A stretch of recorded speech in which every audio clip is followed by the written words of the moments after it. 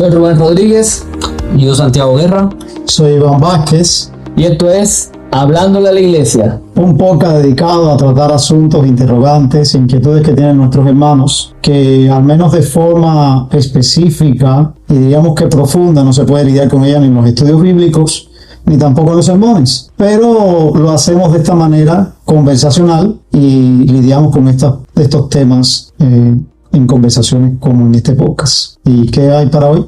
Hoy vamos a estar hablando de generación de cristal. ¿A qué les suena eso a ustedes? La generación de cristal. Bueno, creo que es muy ilustrativo. Ya el cristal nos sugiere la fragilidad, la delicadeza, términos muy asociados al cristal, ¿no? Sí. Yo creo que cuando a mí me dicen generación de cristal, la primera imagen que me viene a la mente es la de un vaso frágil, la de los vasos esos antiguos que habían en mi casa, que casi me daba miedo tomar algo en ellos porque se podían quebrar. Y de hecho me daba miedo tomarlo porque pensé que me iba a quedar con un pedazo de cristal en mi boca. Y esa es la imagen que me viene, algo bien frágil, como bien ha dicho nuestro hermano Santiago, que por cierto lo tenemos hoy acá entre nosotros. Bienvenido, Santiago. Gracias, un placer estar entre ustedes, mis hermanos amados. Es un privilegio poder tratar un tema tan importante para nuestras vidas, nuestros hijos y esta generación que estamos observando. Ahora, es muy interesante esto de la generación de cristal, pero quizás los que nos escuchan han oído algo, pero no tienen quizás un conocimiento más, diríamos, un poquito más amplio en cuáles son las características que tienen este tipo de generaciones y demás, y quizás podríamos mencionar algunas de ellas. No, tampoco vamos a hacer una disertación profunda de lo que es la generación de cristal en términos, vamos a decir, más sociales y demás, pero al menos dar algunos detalles. Sí. Por ejemplo, yo creo que lo primero es, a los que no conocen, decirle que nos referimos a la generación de cristal, a esa generación que viene desde el 2000 hacia acá, todos estos muchachos que ahora son adolescentes, están llegando a la juventud, algunos son pequeños, y que se caracterizan, como decíamos, por eso se le llama generación de cristal, por una fragilidad que tiene que ver con que estos muchachos, pues, no se les puede criticar, estos muchachos hay que ver cómo se les habla, porque se ofenden por todo, entonces todo, como la frase que tú gusta, Iván, hay que cogerlo todo con pinza y nunca, las palabras hay que cogerlas con pinza y siempre salen ofendidos, hay que tener cuidado, mira cómo lo mira cómo le habla, o sea, como por eso se le llama generación de cristal, porque es como una delicadeza extrema para tratar con ellos, porque al parecer algo ha ocurrido de que esta generación es así de esa manera. Sí, y pensando en eso también algo que esta generación tiene en común es el amor por la tecnología y por las redes sociales. Constantemente están pendientes a las redes sociales y a todo lo que sucede con el aspecto de las tecnologías. De hecho, este tipo de generación, una de las características que resalta es el que buscan amistades siempre por medio de las redes sociales. Constantemente están estableciendo amistades por medio de las redes, por medio de las conexiones y demás. Ahora, lo que tú dices, yo creo que es algo muy importante, porque si a mí me preguntaran qué es lo más preocupante de esta generación, es eso, que no saben cómo lidiar con los problemas de manera, no diríamos que crítico, porque ellos tienen una característica, ellos tratan de ver, no tolerar la injusticia.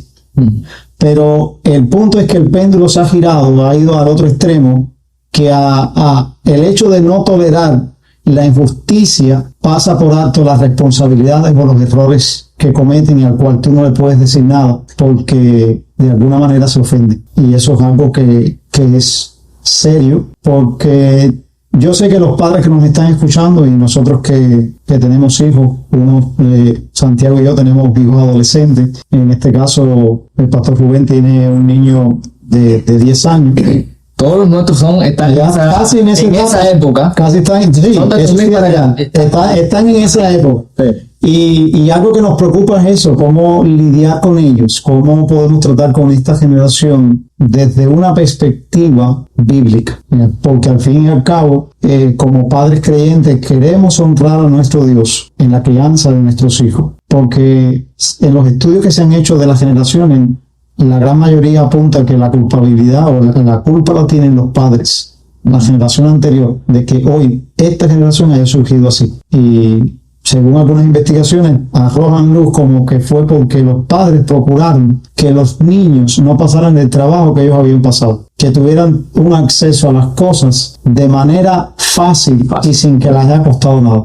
Y yo debo confesar que es así, porque hemos procurado siempre que nuestros niños crezcan en un incubador. Bueno, yo también, o sea, yo personalmente he sido también parte de eso. Yo reconozco que al vivir en una época donde la infancia pasamos todo ese crudo periodo especial, que no teníamos nada, que pasábamos mucho trabajo, hemos querido darle a los hijos todo eso que nosotros no tuvimos y no verlos pasar lo que nosotros pasamos, pero eso no ha sido bueno. Claro.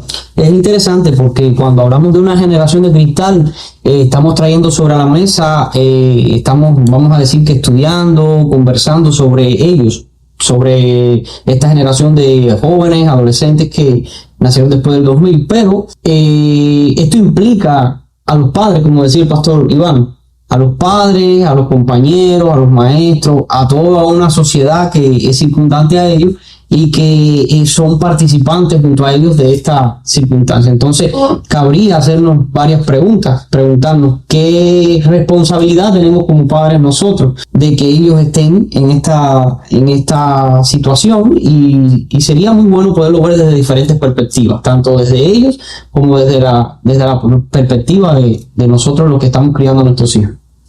Yo creo que lo primero es que nosotros reconocemos cuáles son nuestros errores ante la crianza y yo no quiero irme, como decimos en el béisbol, con la bola mala, porque yo no creo que darle las cosas a nuestros hijos sea lo problemático. Yo creo que hay algo mucho más profundo, porque las cosas en sí, el proveer un bienestar para alguien, el proveerle un escenario donde de alguna manera ellos no tengan que enfrentar los mismos problemas que uno atravesó por diferentes circunstancias.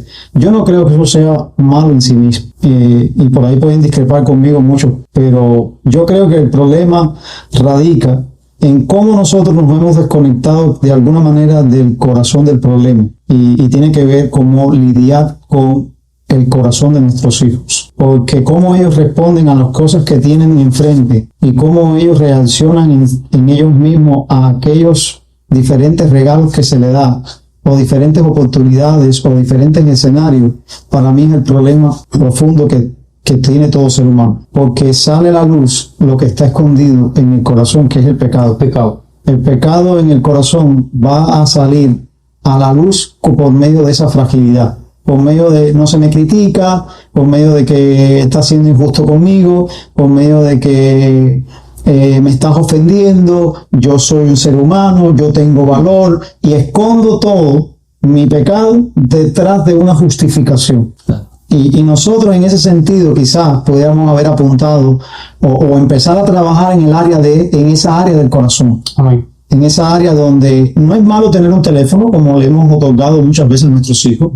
No es malo que ellos tengan un televisor donde puedan ver algunos muñequitos. El problema está en cuánto tiempo nosotros le dejamos allí y más profundamente cómo observamos que sus corazones reaccionan ante estas cosas. Que seamos buenos mayordomos. Claro, y cómo definen estas cosas sus vidas, porque si vamos a hablar claro, la generación de cristal ha llegado al punto que los define esa fragilidad debido a los escenarios. Esos escenarios, estos diferentes tipos de cosas han definido su identidad. Exacto. Han venido a ser, como diríamos, el ídolo de ellos. No, y en Facebook y en Twitter todo el mundo es bueno, todo el mundo es un campeón, todo el mundo es perfecto. Sí. Eso es otra cosa. Si toda su vida, yo pensando, toda su vida se basa en estas cosas, en esa imagen que ellos ven, se crean una identidad basada en esto donde no hay errores, donde la gente no... O sea, y eso, yo creo, Iván, cuando hablabas de eso, estaba pensando que quizás una de las áreas en las que hemos fallado es en ayudarles a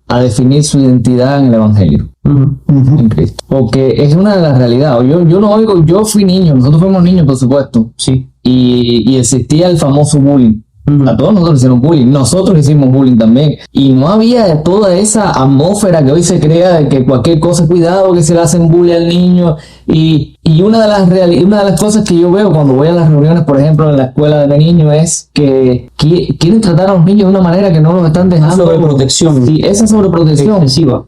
Si hacen una actividad y algunos niños van a participar porque van a cantar, por ejemplo, sí, hay padres que se ofenden, ¿no? Porque todos los niños tienen que cantar porque si no se van a sentir mal, pero es que el niño no sabe cantar. Un exceso de derechos, quizás. Y hay que enseñarle que todos los niños no van a cantar, que algunos van a pintar, que otros van a bailar, que otros van a hacer no sé otra cosa, pero que todos los niños son iguales. Entonces, si el niño lo ataca, hay que tratar con el que le está diciendo cosas al niño. No le enseñamos a los niños a saber defender su identidad, saber sentirse seguro con lo que es, con cómo es, y yo creo que esas áreas creo que son las que se nos ha ido un poquito de la mano. Sí, realmente yo considero que la centralidad en el Evangelio viene siendo primordial acá con la crianza de nuestros hijos, porque realmente nosotros tenemos un estándar, tenemos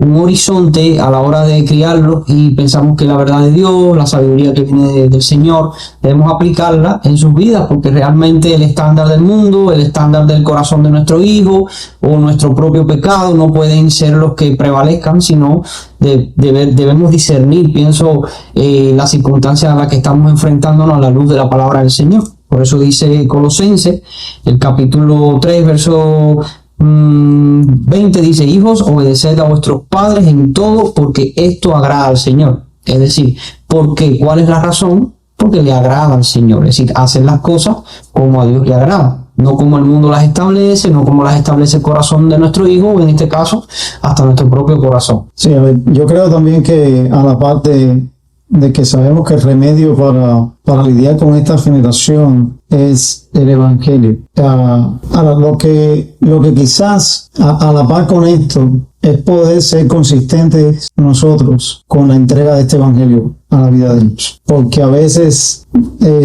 nos convertimos en una especie de legalistas a dar el Evangelio en un momento determinado, a una hora específica y de una manera específica también. Y nos sentimos bien en nuestra conciencia con haberlo hecho y ya pensamos que esto es de alguna manera mágico. Pero para que esta generación pueda ser transformada, necesita que diariamente y en todo momento se les recuerde el Evangelio. Y tenemos que buscar las maneras creativas. Y cuando digo maneras creativas, no es que vamos a cambiar la esencia del Evangelio ni nada por el estilo. Lo que estoy pensando cuando digo de manera creativa es que busquemos las oportunidades donde nosotros podamos aprovechar cada conversación, cada momento para hablarle al corazón con el Evangelio. No sé, me viene el ejemplo de estamos conversando acerca de alguna situación social. Eso es un momento para poder escarbar un poco en el corazón y ver cuál es el criterio que tiene respecto a eso y cómo lo verbaliza.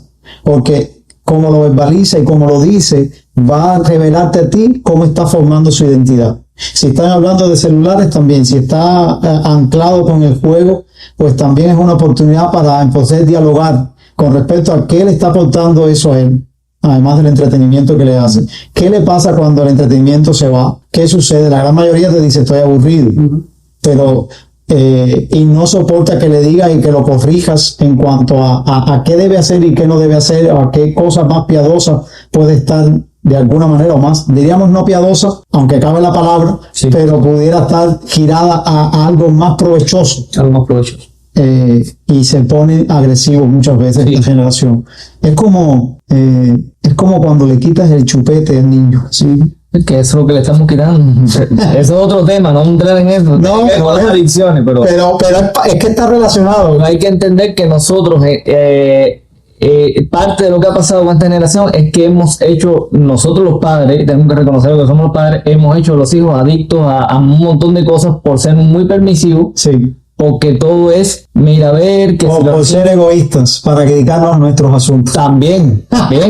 Un camino más fácil, varias cosas. Un camino más fácil también podría ser que hemos decidido tomar, que a la corta o a la larga ha sido el error que hemos cometido. Claro, porque lo hemos hecho adicto, entonces pues no queremos que el niño se moleste, pero ¿qué le pasa a alguien que tiene una adicción y tú se la quitas? Claro. Ellos tienen, eso es una respuesta natural de una persona que está adicta a algo, ya sea a la tecnología, ya sea a lo que nosotros le hemos permitido hacer, crear esa adicción. Y yo no soy experto en la sociología y todos los estudios estos de las generaciones y los estudios demográficos y nada de eso, pero me da la ligera impresión que a veces por mucho tiempo el estar esta generación expuesta a este escenario idóneo o ideal por mucho tiempo, han empezado a creerse de que todo este escenario es algo que ellos por derecho propio necesitan y se les debe dar. Y por eso es lo que ha construido en cuanto a la interacción con los diferentes tipos de, vamos a decirle, de crítica, de reprimenda, todo eso, cómo reaccionan es porque ellos se creen con derecho.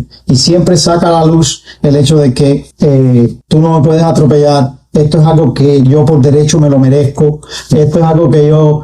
Y quisiéramos, para quizás ir concluyendo este tema, yo sé que es un tema muy profundo y vamos a decirle también muy amplio, pero una de las cosas que podemos nosotros como padres, como hijos de Dios, empezar a trabajar para que futuras generaciones esto no sea, vamos a decirle, lo que marca a esta generación que viene.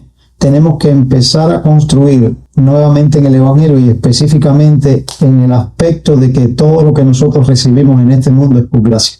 Nosotros no merecemos nada. Y nosotros no tenemos el derecho de nada, de absolutamente nada en este mundo. No sé qué les parece eso, pero es como rescatar este aspecto del Evangelio, sí, de la gracia de Dios. A mí me llama la atención que cuando Pablo le habla a los efesios acerca de la salvación, les dice que es algo que se ha hecho por gracia. O sea, no es por obra para que nadie se gloríe. O sea, no hay nada que tú te merezcas. Sí. Y si miramos esto a la luz partiendo de haber sido salvados, en cómo nosotros debemos mirar ahora todo lo que nos rodea y todo lo que nosotros ahora tenemos y somos, ha sido por pura gracia, no porque nosotros lo merezcamos. Y tenemos que empezar a construir eso en la vida de esta generación que empieza marcándoles con el Evangelio y con este entendimiento claro del Evangelio que va a empezar a cambiar sus maneras de pensar. Un poco para que puedan ver también su pecaminosidad. Pienso que una de las maneras en que podemos nosotros, a través de la gracia del Evangelio, prosperar en este aspecto, en esta necesidad que tenemos con los hijos, es que ellos puedan ver el pecado que hay en ellos y que puedan entonces quizás hasta arrepentirse, porque en la medida en que vamos lidiando con una generación tan sensible, tan susceptible, podemos también hacerles ver la necesidad tan grande que tienen de un Salvador. Sí, me gusta mucho cómo Pablo termina, no lo termina, pero cómo cambia después de haber presentado todo el Evangelio en el libro de Romanos, desde el capítulo 1 hasta el capítulo 11.